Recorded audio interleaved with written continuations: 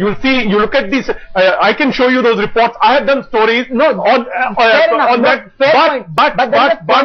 There is a context to that letter being written to the Prime Minister. 3,000 crore rupees of Army's budget is taken by this year the entire capital budget was spent.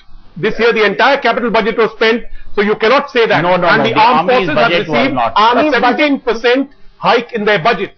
So what I'm trying to say is they've got a very generous hike in their budget from a lakh 20,000 it's gone up to General Malik, within the army they're extremely perturbed. 3,000 crore surrendered to government of India. Surrendered. It has not come back. General Malik, please respond to this. The army is extremely worried, and that is what the Chief of the Army Staff is pointing out. The army is not fighting fit. The army is not fit for war.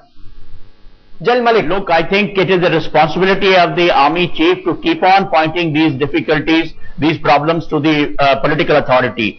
Every 6 months in the Combined Commanders Conference and the Army Commanders Conference, he makes these statements. I know that. And it is in desperation that what is action being taken? He wants some action to be taken. Now this year also, yes, I believe that 3,000 crores from the capital side was not spent from the army budget. The other services were able to spend that, but all of us are feeling that the army in the last few years has been neglected, particularly on important equipment like the night fighting vision devices, like the medium guns, etc. I personally feel there is nothing wrong. Let us also not forget, I remember Admiral Shekhawat, 2 days or 3 days before he retired, he made a public statement that look, this is what is happening, the shortage of equipment. So let us not talk about the timing part.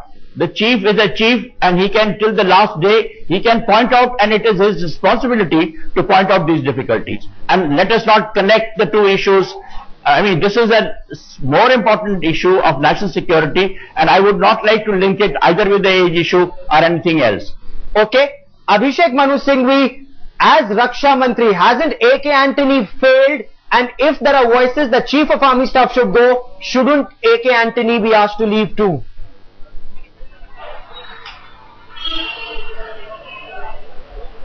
Certainly he should be, only if there is some absolute perversity, imbalance or distortion in anybody who makes an allegation.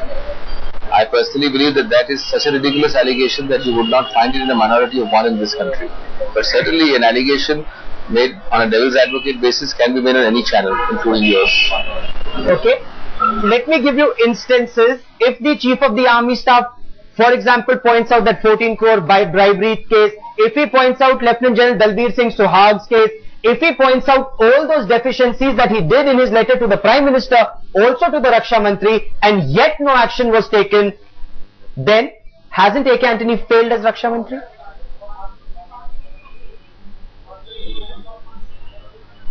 Well, certainly it's out there for the jury to judge.